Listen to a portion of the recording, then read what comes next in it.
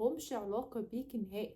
دي حياتك، مش محتاجة انك تبرري لأي حد اي خطوة انت خدتيها في حياتك. خدي الموضوع ده بجد، بجد هترتاحي لما تحطي حدود في حياتك. هترتاحي وهترتاحي لقدام قوي، لان كل شخص هيبقى عارف هو ايه اللي المفروض يقولهولك وايه اللي المفروض خط احمر ما يتعدهوش. السلام عليكم ورحمة الله وبركاته، عاملين ايه؟ يا رب تكونوا بخير. النهاردة جايين نتكلم في موضوع مهم جدا، موضوع بيلمس كل شخص فينا بجد، وكلنا عانينا منه وما زلنا بنعاني منه، وهو كلام الناس. كلام الناس ومحاولة ترضاهم بكل الطرق علشان نسلك ونسلم من لسانهم. بس احنا لا بنعرف نرضيهم ولا بنعرف نسكتهم. فهنعمل ايه؟ جايين دلوقتي هنتكلم في الموضوع ده. الفكرة في الموضوع ان انا لما فكرت فيه شوية لقيت ان الفكرة دي كانت موجودة في دماغنا من واحنا صغيرين. يعني من واحنا صغيرين بيبيهات كده، من واحنا صغيرين كنا دايما بنفكر انا عايزة اعمل حاجة عشان ماما تبقى مبسوطة مني، انا عايزة اعمل حاجة عشان بابا يفضل فخور فخور بيا، انا اعمل ايه لاصحابي في الفصل علشان يقولوا لي برافو. دايما افكارنا كده واحنا صغيرين، وكانت حلوة، افكار حلوة ايجابية وحلوة.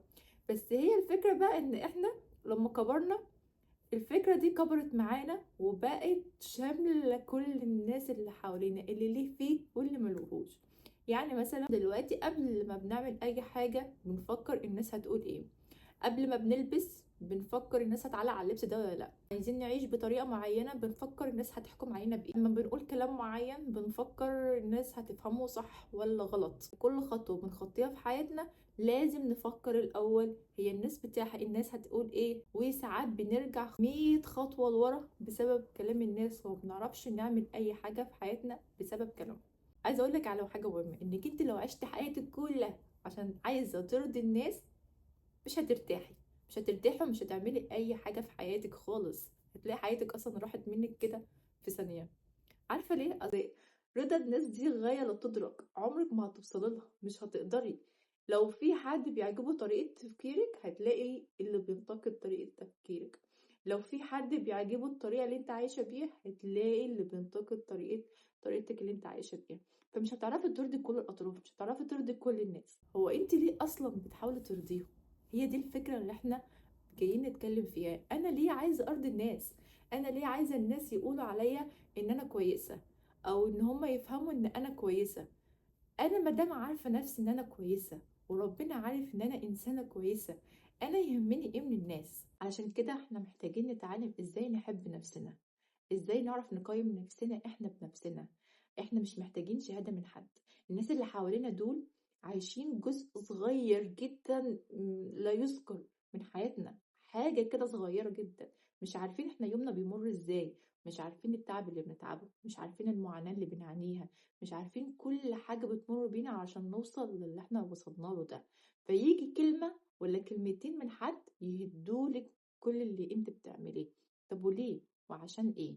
احنا عايشين لنفسنا. احنا تعلمي تحبي نفسك، تعلمي تقدري نفسك، مهما حد قالك ايه لازم انت تعرفي قيمة نفسك، انت واثقة من نفسك. تعلمي ان لما حد يقولك حاجة تخليها من ودن طلعها من الودن التانية، او حتى اصلا ما تسمعهوش من الاساس. عارفة فكرت برضو في حاجة مهمة جدا، هم الناس اللي بينتقدونا دول عندهم وقت منين ان هم يقعدوا يشوفوا احنا عملنا ايه وما عملناش ايه ويقعدوا يحكموا علينا وعلى حياتنا؟ اصل هما كده ما عندهمش حياة، ملهمش حياة. فالناس دي عندها عقدة نقص، عقدة نقص بيحاولوا ان هما يغطوها بان هما يشوفوا عيب فيكي، او انت عندك حاجة هما مش عارفين يوصلوا لها. عشان كده احنا لازم نريح نفسنا. كل دقيقة بنفكر فيها في كلام الناس وفي ان احنا نحاول نرضيهم هي دقيقة مسروقة من حياتنا احنا، من وقتنا احنا. في ايه؟ في ليه نحط نفسنا في الدايرة والقوقعة دي؟ ليه بجد؟ في نقطة برضو عايزين نتكلم فيها، هي التبرير. انك انت كل ما بتعملي حاجة لازم تبرري، كل ما بتتكلمي كلمة معينة لازم تبرري. يعني لازم لما بتعملي حاجة لازم الناس تقولك هو انت ليه ما اشتغلتيش الشغلانة كذا، هو انت ليه سبت الشغلانة بتاعتك، ليه لبست حجاب، هو انت ليه قلعت الحجاب، هو انت وانت وانت وانت. كل شخص لازم محتاج انك انت تبرري له انت عملتي ايه في حياتك، وده مش لازم. ملهمش دعوة انك تبرري لهم انت عملتي ايه في حياتك. دي حياتك، مادام هما مش هيأثر عليهم وعلى حياتهم خلاص ملهمش علاقة بيكِ نهائي، دي حياتِك مش محتاجة إنِّك تبرري لأي حد أي خطوة أنتِ خدتيها في حياتِك. خدي الموضوع ده بجد، بجد هترتاحي، لمّا تحطي حدود في حياتِك هترتاحي، وهترتاحي لقدّام أوي، لإن كل شخص هيبقى عارف هو إيه اللي المفروض يقوله لِك، وإيه اللي المفروض خط أحمر ما يتعدّاهوش. اللي بيحبِّك وهيكون فاهمِك بجد هو مش محتاج إنِّك تبرري له، هو هيبقى عارف من نَفْسه أنتِ عملتِ ليه كده. لكن اللي مش فاهمِك هو كُلّه مجرد سؤاله فضول مش أكتر، لو فضلتِ تشرحي من هنا للسنة اللي جاية عمره ما هيقتنع. هتلاقي دايمًا وأنتِ بتشرحي له وأنتِ بتقولي له ينتقد، كل كلامه نقد، نقد، نقد. ليه تعملي في نفسِك كده؟ اشتري نفسِك، اشتري راحتِك، اشتري سلامِك النفسي، أنتِ محتاجة لكل الطاقة دي لحياتِك مش ليهم هم. قاعدة مني اللي هيحبِك بنفسِك، هيحبِك بعيوبِك، هيحبِك كده كلِّك على بعض، بيحاول يدوّر لِك على غلطة هيلاقيه حتى لو هو مش موجود فيكِ. المفروض الحاجة الوحيدة الصح إن إحنا نعملها دلوقتي هي نحب نفسنا، نثق في نفسنا، نحاول نطور من نفسنا. تحبي نفسك يعني تتقبلي عيوبك، تحبي نفسك يعني ما تمشيش ورا آراء الناس ورا كلامهم، تحبي نفسك يعني القرار اللي طالع يكون طالع من قلبك انت، علشان انت عايزاه مش عشان خاطر الناس هي اللي عايزاه. حتى لو كان قرارك غلط عادي جربي، هو مين فينا ما غلطش؟ مين فينا ما عملش حاجة واتعلم؟ الغلطة اللي بتغلطيها انت بتتعلمي منها بعد كده. فلازم تجازفي. فكرة انت لما تحبي نفسك وتقدري نفسك، الناس اللي حواليك دول هيحبوك ويقدروا نفسك. انت لما بتحاولي ترضي الناس اللي حواليك دول، بتحاولي تقولي وماشي، وبيبان انك انت ثقتك بنفسك ضعيفة وما انتش عارفة قيمة نفسك، الناس دي بتستعبطك. والله العظيم بيبقى عارفين اذا كنت انت ما انتش مقدره نفسك عايزاهم يقدروك ازاي، عايزاهم يدوكي قيمه ازاي. انت ما انتش مديه لنفسك القيمه ولا مديه لنفسك الثقه دي، فهم هيدوها لك ازاي؟ لازم تبداي منك انت، لازم تحطي حدود في حياتك، لازم تحطي خط احمر في حياتك. هم بعد كده اللي هيزعل يزعل واللي يتقبل يتقبل، بس انت عايشه مرتاحه، عايشه حياتك انت مرتاحه. لما اقول لك حبي نفسك وارضيها دي مش انانيه خالص. بقول لك حبي نفسك انا اقصد ان انت تحبيها، تثقي فيها، تطوريها، تديها العذر، تديها الراحه. في حاجه حلوه قوي لازم تجربوها زي ما انا جربتها، هي انك انت تتخيلي ان العالم اللي حواليك ده ساكت صامت ما بيتكلمش، مفيش اي حد حواليك بيتكلم، عايشه في عالم صامت.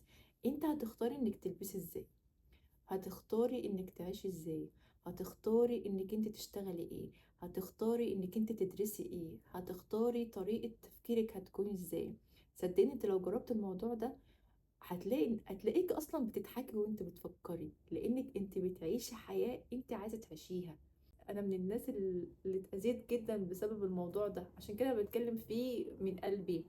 انا واحدة كانت عايشة علشان خاطر الناس، عشان خاطر الناس تحبني، عشان خاطر الناس تضحك في وشي، علشان خاطر ما محدش يفهمني غلط، علشان خاطر ما حدش يزعل مني. كنت عايشه كده والله العظيم يا جماعه، انا جت فتره في حياتي فعلا انا كنت عايشه كده.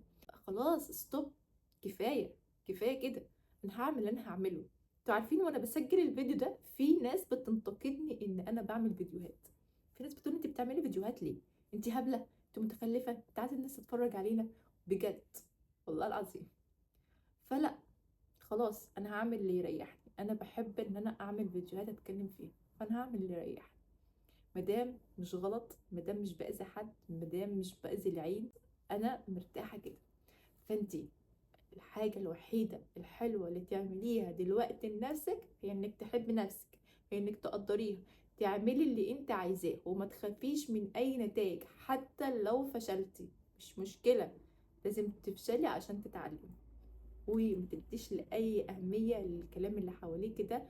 والله لما تعملي كده وتحاولي انك انت تاخدي الشجاعه انك تعملي كده، هتلاقي الناس اصلا انت مش عارفه تسمعي لهم، واخده كلامهم كده. عارفه اللي هو التلفزيون شغال في الاوضه اللي جنبك، انت سامعه دوشه بس ما انتش عارفه هما بيقولوا ايه، ما انتش واصل لك هما بيقولوا ايه. بجد ده اللي هتوصلي له. وبس انا عاوزه منكم دلوقتي انكم تقولوا لي دلوقتي في الكومنت لو في حد منكم اتعرض لموقف معين بسبب ان هو بيحاول يسلم من كلام الناس ويحاول يراضيهم، ما تنسوش تعملوا لايك وسبسكرايب يا جماعة، تشجعوني يا جماعة. وبس، والسلام عليكم ورحمة الله وبركاته.